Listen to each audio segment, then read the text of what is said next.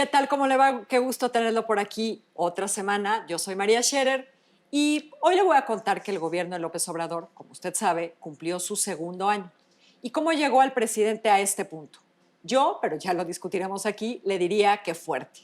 Quizá incluso muy fuerte para las condiciones que estamos enfrentando, que está enfrentando el país en medio de esta pandemia indomable, de una crisis económica y otra crisis de inseguridad, ambas sin precedentes.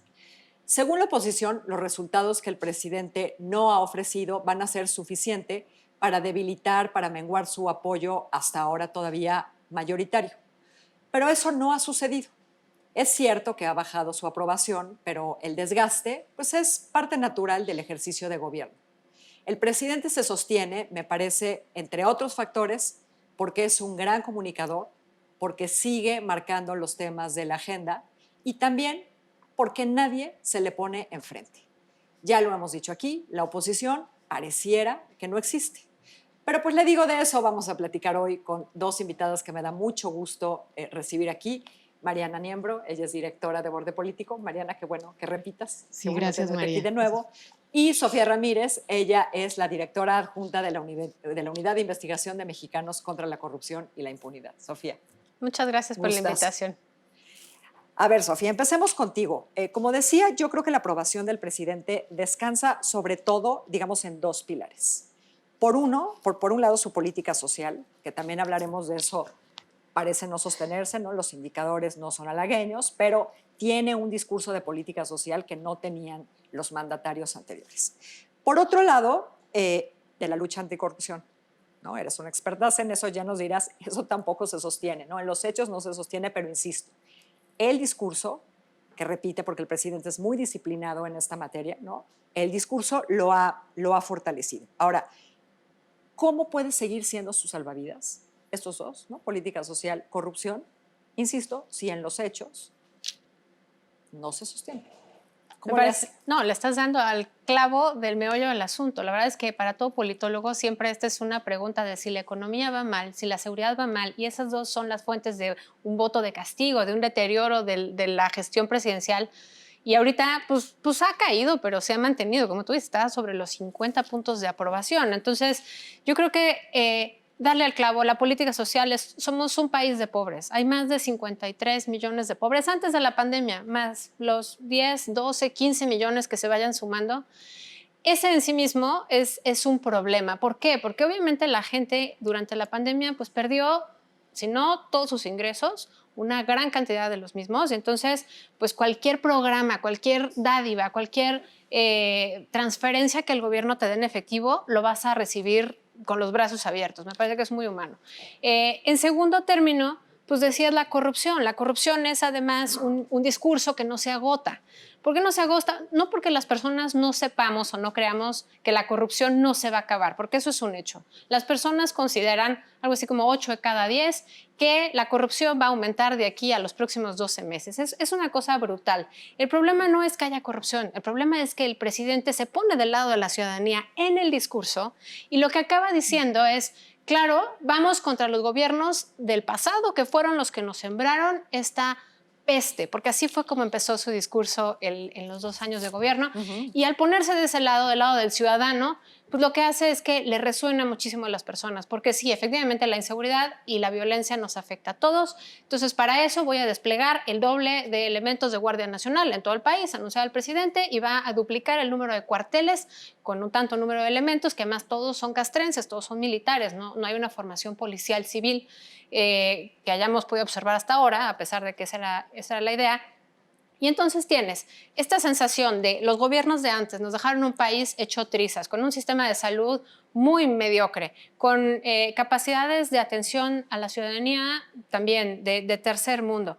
Y es mucho más fácil atacar a un enemigo común que se vuelve como un intangible cuando tienes a la gente, pues sí, con estas ganas de, por favor, ya, que me den seguridad, a integridad, a mi vida, a mi casa, a mi negocio, a mi familia, que es la primera, digamos, como el primer pacto social que cualquiera tiene con su propio gobierno, más sumado a pues el culpable de la corrupción son los de antes, y si a eso tercero le sumas que la impunidad es del 97, 98%, Sí. bueno, pues todo el mundo quiere quemar en leña verde a los presidentes del pasado porque ellos me la deben. Ya no quieren justicia. Los mexicanos no queremos justicia, queremos que alguien pague por esta circunstancia tan complicada. Sí, aunque sea a nivel de circo romano, ¿no? Sí. Mariana, ¿hasta dónde le va a dar el discurso? Pues mira, yo creo que lo que vimos en el informe es que mantiene pues esta idea de que su proyecto va bien, ¿no? De que, por ejemplo, dijo que ya había cumplido 95 compromisos de los 100, De 100. ¿no? Que solo faltan 5. Yo me quedé esperando cuáles eran esos 5. Pero la Pon verdad el es nombre que quieras. Exacto, pero es como pensar, ahí creo que es algo muy interesante, es pensar que él ya solo piensa que quedan esos 5 y que justo el ejercicio de gobierno y ya estar en gobierno y ya estar gobernando un país, o sea, que no implica otros retos, ¿no? O sea, pensar que él vino como a cumplir con sus retos, o sea, es como, ahí me parece, pues es algo que sí hay que cuestionarle, ¿no? Y creo que ahí está la trampa.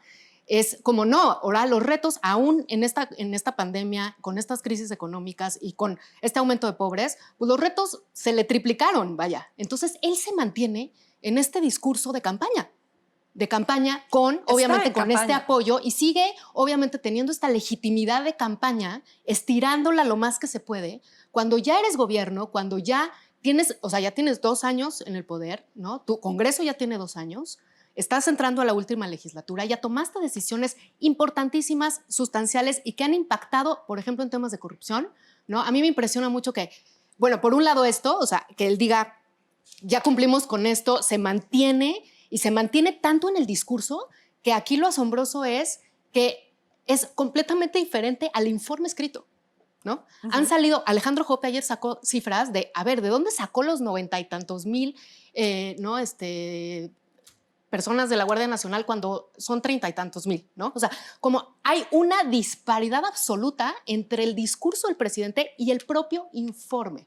Ahora, pero lo que tiene alcance es lo que dice, ¿no? Por supuesto, por supuesto. Entonces, y aún así es muy cuestionable todos los datos que hay en el informe, ¿no? Entonces, el informe, por ejemplo, en materia legislativa, el primer, así como gran logro de la agenda compartida entre el Ejecutivo y el Legislativo es el tema de factureras, ¿no?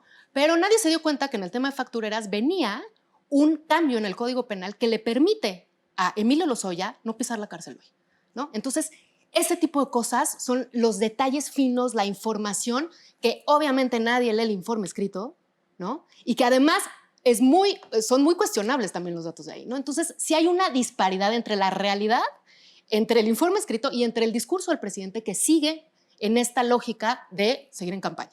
Ahora, en esta disparidad, ¿no?, de la que habla Mariana Sofía, el tema de la inseguridad, ¿no? Nadie discute su gravedad, ¿no?, cómo ha ido empeorando, pero se ha convertido, o sea, cuando escuchas a la oposición, ¿no?, que piensa que, por decirlo coloquialmente, las cosas van a caer por su propio peso, ¿no? Y lo dicen más o menos así, ¿no? Es tan terrible lo que está pasando en esta materia y en esta otra, en economía y en seguridad y con la pandemia, bla, bla, que todo se le va a revertir. Ahora, en este tema, lo hemos de alguna manera sí normalizado, o sea, asumido como un problema cotidiano. Entonces parece no tener como la repercusión que debería tener en términos de opinión pública. O sea, tú dices que estamos tan acostumbrados que nos quitan el celular en el transporte o que nos asalten en la esquina de la casa.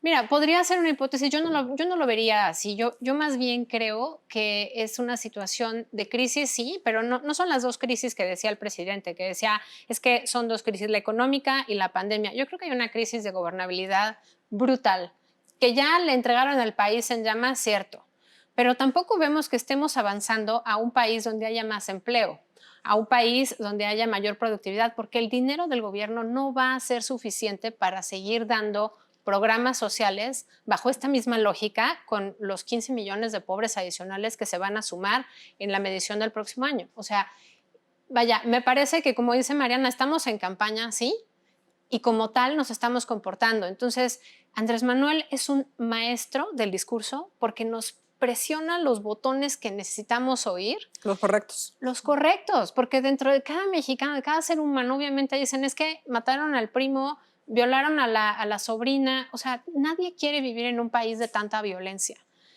Y regreso al punto de los militares. O sea, es increíble cómo además le hemos dado como Estado una serie de funciones a los militares que no estaban estipuladas ni en la Constitución ni en el Pacto Civil Militar a lo largo de toda la historia moderna de México, ¿no? Le estamos dando infraestructura estratégica como es el aeropuerto. Le estamos dando infraestructura urbana en unos predios en Santa Fe. Le estamos dando los puertos marítimos que estaban a cargo de la Secretaría de Comunicaciones y Transportes a la CEMAR. Claro, porque los militares son muy ordenados. A ver, nadie que le den presupuesto y nuevas funciones y nuevas chambas que hacer y que puede ejecutarlas va a decir no quiero.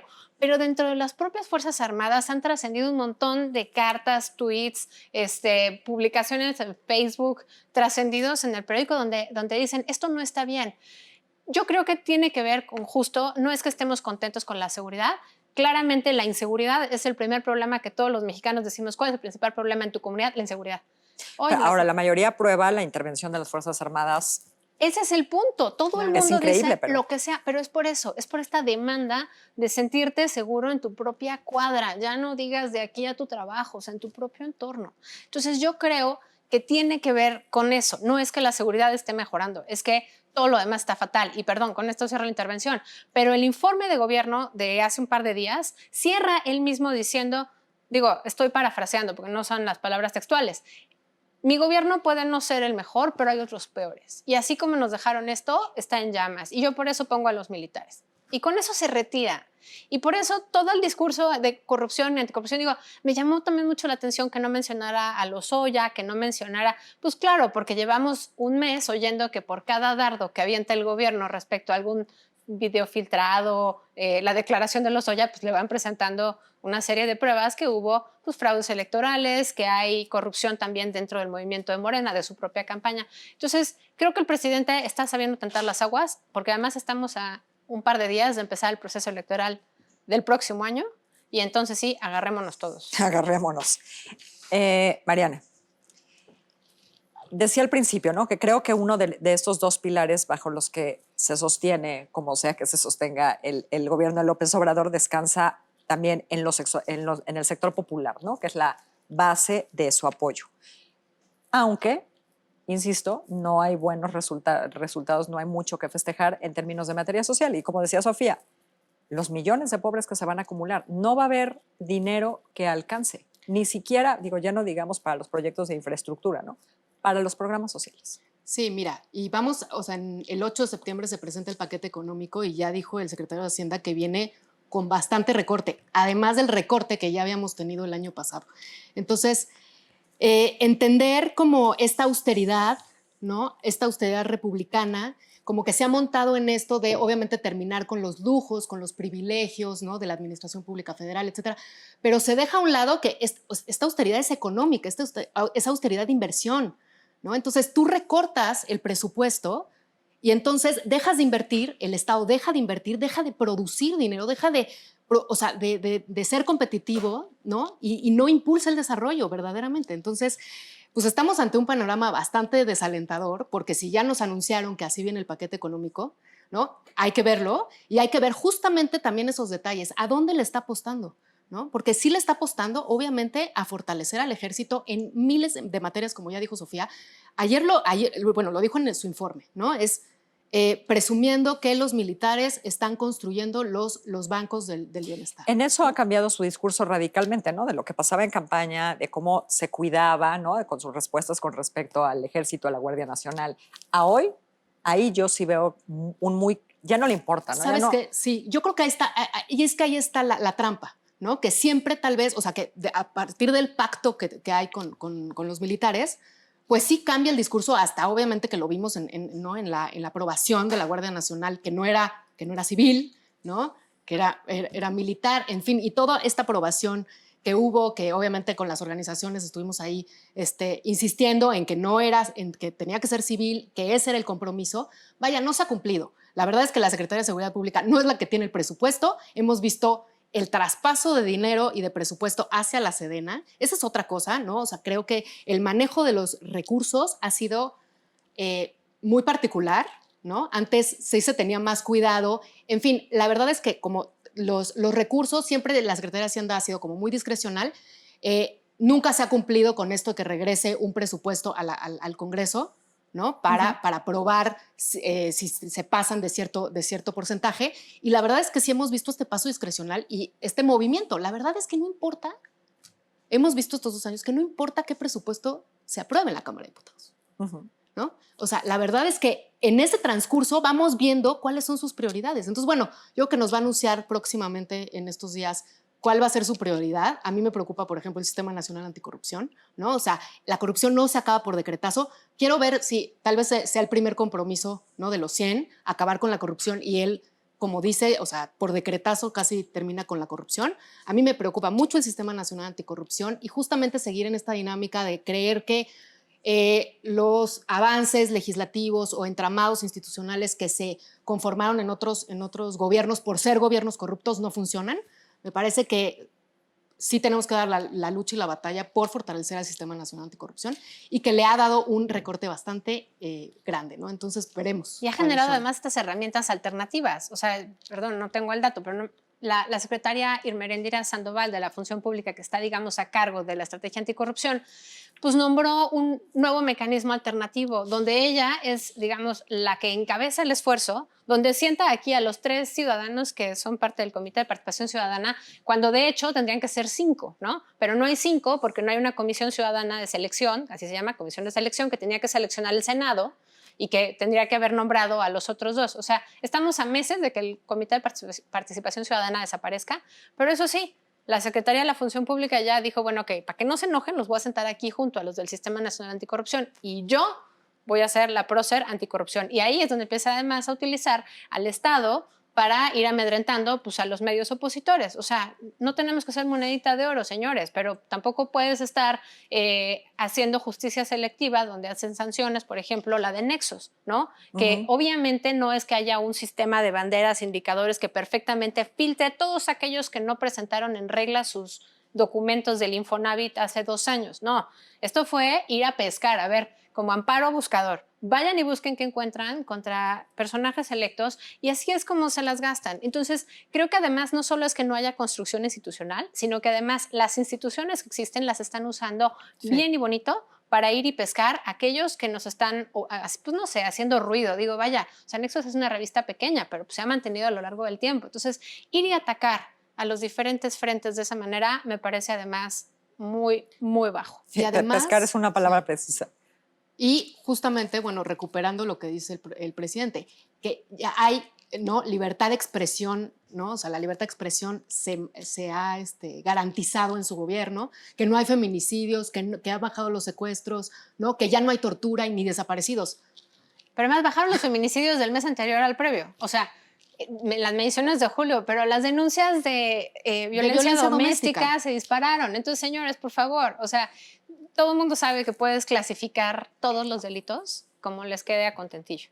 A ver, Sofía, déjame regresar unos minutos atrás, porque tú hablaste de una crisis de gobernabilidad, que yo honestamente no veo, porque en el discurso, López Obrador es muy confrontativo, es muy frontal, ¿no? Y lo vemos todas las mañanas. No hay nadie con quien no se haya peleado, ¿no? Literalmente no le falta a nadie, ¿no? Ya tiene la palomita en cada uno. Pero al mismo tiempo, o sea, se va peleando públicamente, pero los empresarios, ¿no? Como acordeón, a veces están más lejos, a veces están más cerca, pero cuando los necesita, ahí están. Ahí están. El ejército, bueno, ¿no? Las Fuerzas Armadas, qué decir, ¿no? Nadie ha estado más cerca, nunca, ya incluyendo a Felipe Calderón. Los gobernadores, pues hay unos ahí que se le rebelan, pero la mayoría o son los suyos o son los de oposición, entre comillas, pero ahí están. Yo creo que tiene, y los sectores populares que mayoritariamente lo siguen respaldando. Entonces yo creo que más o menos, ¿no? O sea, creo que hay más, bla, bla, bla, ¿sabes? Más aparente, más apariencia de rispidez y de discusión, pero pues en términos de gobernabilidad, ahí los tiene a todos quietos, ¿eh? Pero es que otra vez se vuelve, tal vez la palabra no fue la precisa, no es necesariamente una crisis de gobernabilidad, sino una crisis de instituciones. Creo que los canales institucionales a partir de los cuales tendría que haber más seguridad pública pues es con un fortalecimiento de las policías locales, ¿no? No a través del despliegue de más soldados o de más marinos en uniformados como Guardia Nacional. Creo que en ese sentido, ahí en el rubro de seguridad sí hay una falta importante de por qué no está funcionando la seguridad pública, porque la estrategia no está siendo fortalecer la carrera policial de nadie, ni siquiera de la Guardia Nacional. En un segundo término vienen pues, las instituciones de coordinación, justo, por ejemplo, el Sistema Nacional Anticorrupción, es eso, un sistema, estaba pensado para que en cada estado pues, hubiera las particularidades que cada estado necesita, porque pues, la corrupción en algunos estados va a ser a través del robo de ganado, ¿no? César Duarte era experto en, exgobernador de Chiapas, de Chihuahua, perdón, en usar recursos públicos para ir a comprar ganado neozelandés y luego meterlo a su rancho. Esa es la corrupción que había allá. Pero hay otras corrupciones que tienen que ver con pues, la infraestructura que hay en el lugar, hoteles, por ejemplo. Borge, que era gobernador en Quintana Roo, pues él más bien como que despojaba a los hoteleros de su legítima propiedad y con una red de corrupción que incluía a la Junta de Conciliación y Arbitraje y a los notarios locales y a su mamá, porque todo lo ponía después a nombre de la mamá, pues despojaba a la gente, a los empresarios de la Riviera Maya, pues de su patrimonio. Bueno, entonces, justo porque la corrupción no se ve igual en todo el país, necesitamos tener sistemas locales anticorrupción. Esa es otra falla de esta crisis de instituciones. Pero luego vienen las instituciones a nivel nacional. Lo que dijo el presidente hace un par de días en su informe no es casualidad, que el fiscal no estuviera ahí porque era una arrogancia de sentirse libre. Ya, palabras más, palabras menos, eso en sí mismo es una discusión que tendremos en otro momento. Pero me parece que además no es cierto. O sea, la fiscalía ha estado bailando al son del gobierno federal en las filtraciones que van y vienen y bueno, tal vez en algunas no las puedan contener, como la declaración de hechos de Emilio Lozoya, pero hay una alineación muy clara entre los intereses del gobierno federal, encabezado por el presidente, y de la fiscalía. Ahí tienes una crisis importantísima. O sea, no ha habido una investigación sólida en estos 2 años donde podamos decir, ok, no, la fiscalía sí está súper independiente trabajando. Tenemos estas, no sé si recuerdan el video que salió hace unos días donde el gobernador de Tamaulipas, García Cabeza de Vaca, le decía al presidente pues, que lo estaban persiguiendo y que el gobierno federal estaba tras él.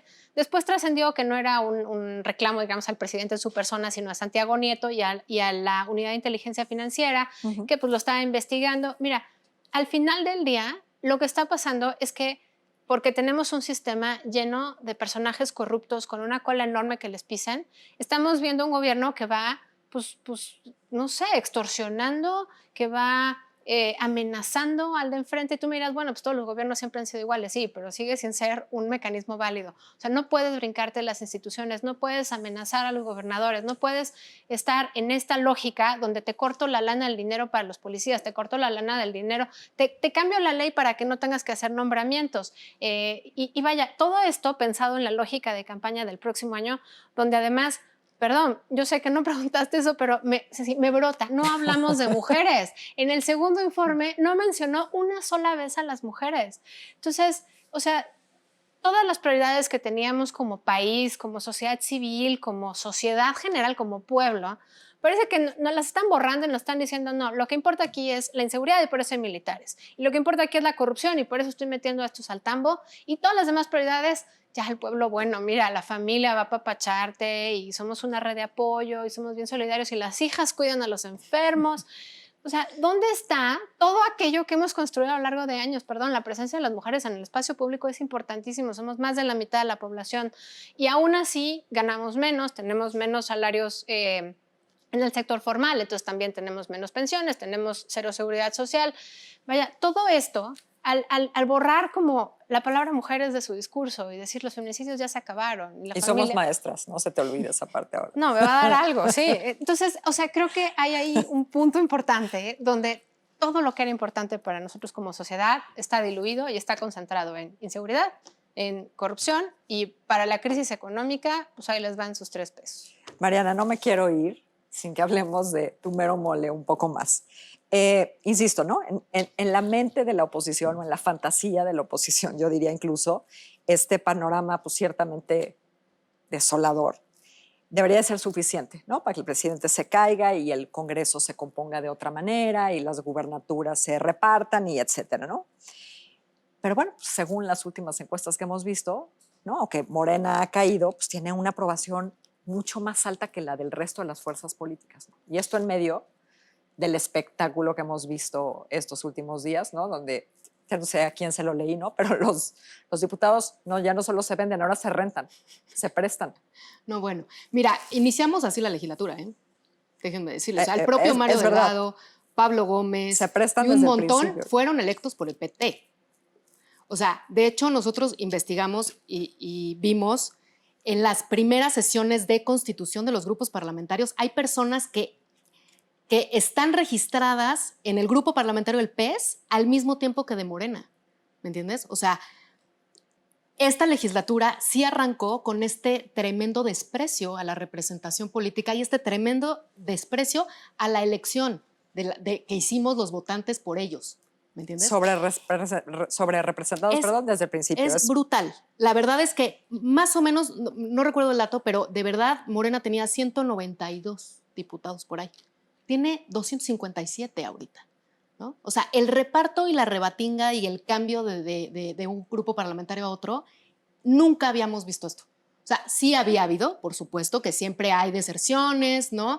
Algunos que se hacen diputados independientes. Nunca habíamos vivido esto. Y bueno, creo que esta elección de mesa directiva fue, de verdad, un insulto que, por ejemplo, pero les voy a decir, el dato es, por ejemplo, Mauricio Toledo deja el PRD con la aprobación de prisión preventiva, que no les alcanzaba.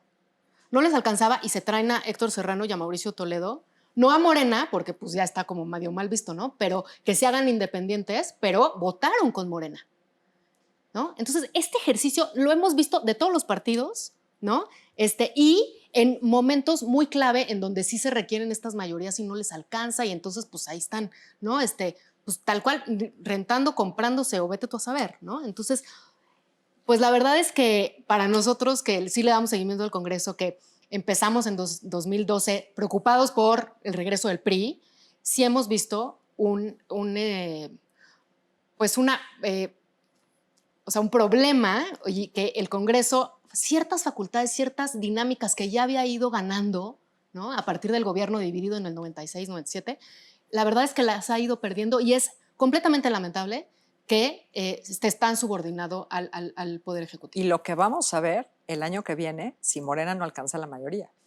Pues una rebatinga igual, ¿no? Y entonces, la verdad es que, pues mira, no sé, además, también es muy preocupante justamente las elecciones, o sea, es una elección muy complicada, son más de 22,000 cargos, ¿no? Entra la reelección, pero fíjate que el tema de mujeres a mí me encanta porque obviamente no es su agenda, obviamente no le importamos, ni sabe por dónde, y como no lo domina, pues mejor ni se mete, porque obviamente la va a regar, ¿no? Entonces, es un tema que yo creo que pero sí ni en cuida el bastante, Congreso, ¿eh? el primer Congreso No, pero ¿sabes qué? paritario. No, creo que ahí la verdad, yo les puedo decir que las mujeres feministas en su mayoría sí han hecho unas coaliciones interpartidistas bien interesantes. ¿En el y Congreso? sí hay dos reformas que yo creo que ni las han visto venir, ¿eh?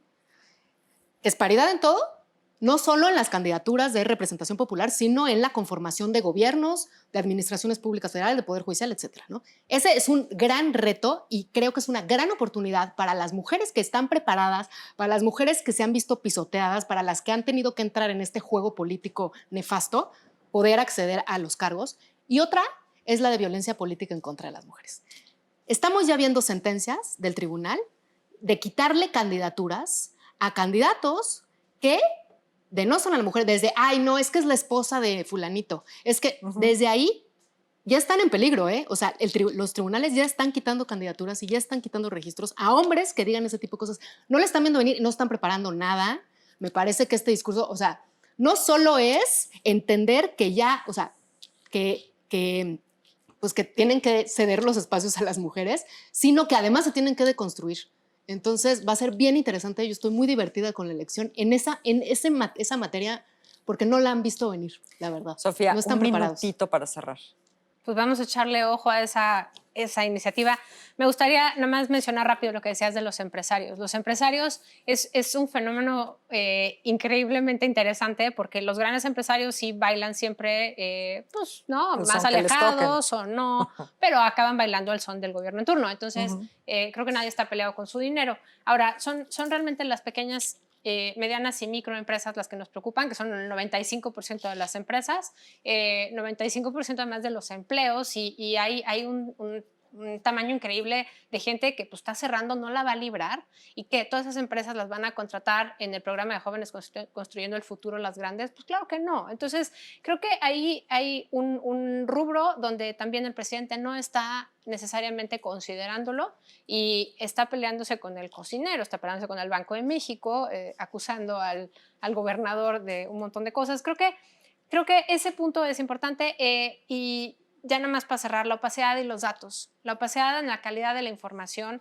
Ciertamente el sexenio Peña no se distinguió por tener la mejor calidad de la información, pero sí se distinguió por no oponerse al Sistema Nacional Anticorrupción, por abrir las bases de datos, alcanzaron a ser como 72 bases de datos de todo el gobierno, que transversalmente pues, te decían 2-2, con mala calidad de los datos, insisto, pero ahí estaban. ¿En qué estaban las cosas? Bueno, esta administración nos agarra la pandemia y no teníamos ni siquiera en línea el censo de capacidades médicas que normalmente la Secretaría de Salud levanta desde hace más de una década y que se publicaba año con año, entonces no podíamos ni siquiera saber dónde había camas o no. Y hay que creerle entonces a los números como con la Guardia Nacional. La última vez eran 37,000 y luego Animal Político hizo una solicitud de transparencia en julio y le dijeron que eran 87,000. Nos siguen faltando números, pero en la medida en la que no se transparentan los datos, ni siquiera puedes replicar los números que te presentan y se vuelve un acto de fe.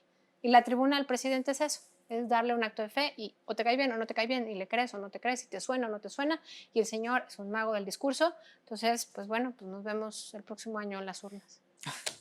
Mariana, siempre falta tiempo para platicar contigo. Mira, yo creo que pues sí tenemos que reflexionar bastante en justo esto. Yo creo que es muy desalentador no tener oposición.